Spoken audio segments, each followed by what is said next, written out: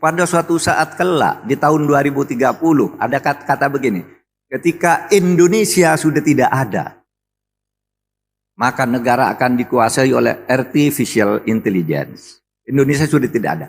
Nah, oleh Pak Prabowo itu dilempar ke publik, lalu publik ribut. Itu buku apa? Itu ternyata buku novel. Novel intelijen.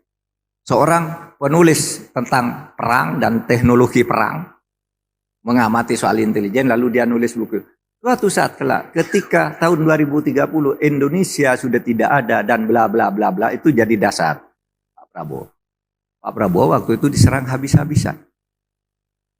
Wah, habis itu masa buku doang yang dibegitukan. Tapi saudara, Pak Prabowo itu tidak sepenuhnya salah. Waktu itu saya bela, tidak sepenuhnya salah. Kalau berdasar hitungan ilmiah, menurut PricewaterhouseCoopers dan menurut McKinsey, Indonesia itu akan menjadi Indonesia emas dengan ciri-ciri seperti tadi. Sudah dihitung tuh, sarjana kita berapa, dokter ahli gizi berapa, ahli jantung berapa, sudah dihitung tuh tahun 2045 sudah emas. Gitu. Kenapa Pak Prabowo sudah dihitung begitu kok bilang bubar?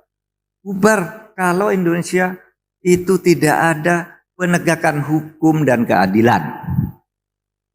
Kalau hukum dan keadilan tidak tegak, kalau hukum dan keadilan tidak tegak, saudara, sebuah negara bubar. Ini diicme. Ini diicme. Maka saya katakan, bagaimana dulu Nabi pernah mengeluarkan hadis yang sangat terkenal dan hampir semua kita hafal. Ketika suatu saat ada seorang bangsawan Madinah, namanya Bani Mahzum, itu aristokrat hebat di Madinah, kaya raya, berwibawa, berpengaruh. Bani Mahzum itu punya anak perempuan cantik, tapi terserang penyakit, mengidap penyakit kleptomania, suka mencuri.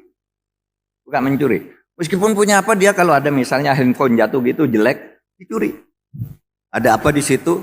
Pulpennya orang dicuri karena penyakit aja, bukan butuh. Ada orang punya penyakit gitu sehingga suatu saat ketangkap mencuri, lalu Bani Mahzum tuh datang kepada Nabi melalui putra angkat Nabi namanya Yazid.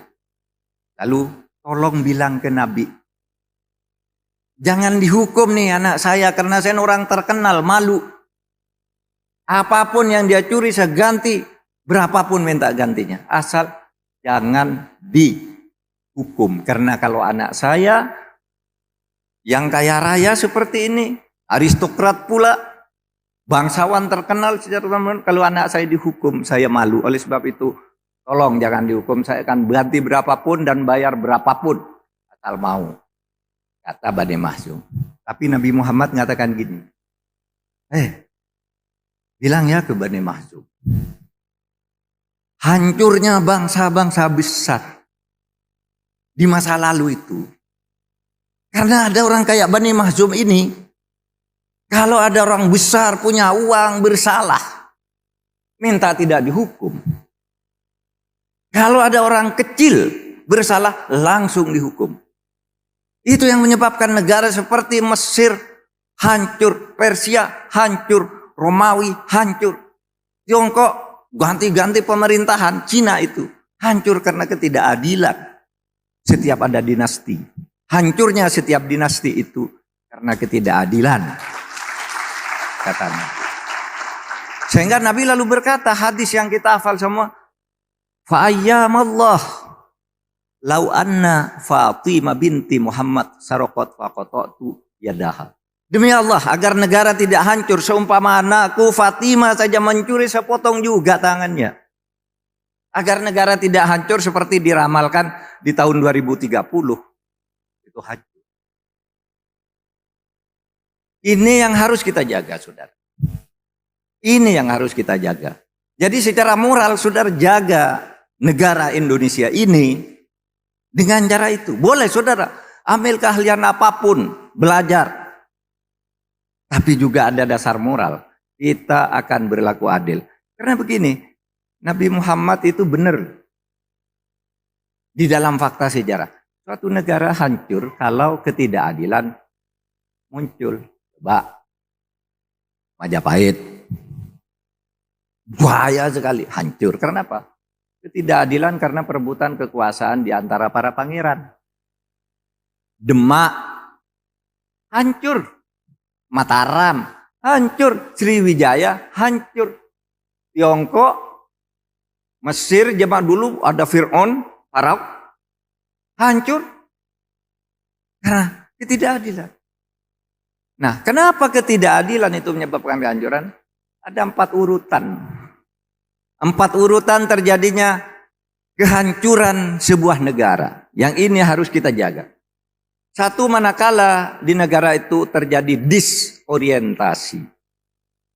Menyimpang dari tujuannya. Menyimpang dari ideologinya. Menyimpang dari ideologi. Ideologi mengatakan kita harus berlaku adil. Kok tidak berlaku adil? Karena kalau sudah disorientasi akan timbul yang kedua, namanya distrust. Distrust itu ketidakpercayaan. Wah, pemerintah apa tuh? Hakim apa tuh? Jaksa apa itu? Nggak percaya saya. Saudara, kalau sudah disorientasi lalu terjadi distrust akan muncul yang ketiga, namanya disobedience. Disobedience. Pembangkangan. Pembangkangan itu melawan keputusan pemerintah. Saya tadi di sini nih, lewat sini nih. Saya duduk sama Pak Janet. Duduk sama ajudan tuh ada demo di sini. Tolak eksekusi putusan pengadilan. Ada demo dekat sini nih. Itu contoh disobedience. Kalau orang diperlakukan tidak adil, ngelawan. Tidak jelas putusnya. Rempang. Kasus rempang. Itu disobedience. Karena proses-proses yang tidak adil. Nah saudara, kalau disobedience ini dibiarkan terus, tidak saudara perbaiki, akan terjadi disintegrasi sehingga bisa saja 2030 Indonesia itu sudah tidak ada. Sebab itu ini tugas saudara pertama. Perjuangkan tegaknya hukum dan keadilan di bawah panji-panji demokrasi yang bermartabat. Karena saudara mengelola Indonesia yang besar tadi. 273 jiwa. 6 agama. Islam, Kristen, Hindu, Buddha, Katolik, Konghucu. Ditambah juga kepercayaan-kepercayaan itu beragam Indonesia. Suku, 1360 suku. Dengan 726 bahasa daerah, coba bisa bersatu. Hebat kan? Indonesia bisa bersatu seperti itu. Ini yang harus saudara jaga. Oleh sebab itu, saya anjurkan saudara, ikut pemilu. Milih siapa? Terserah. Saudara bisa Google, apa yang saudara perlukan. Oh, saya perlu ini. Pilih dia yang bisa. Wakil saudara siapa? Oh, ini yang cocok nih mewakili saya. Oh, ini yang cocok memimpin saya. Agar nanti kepemimpinan itu berkesinambungan untuk mengelola Indonesia.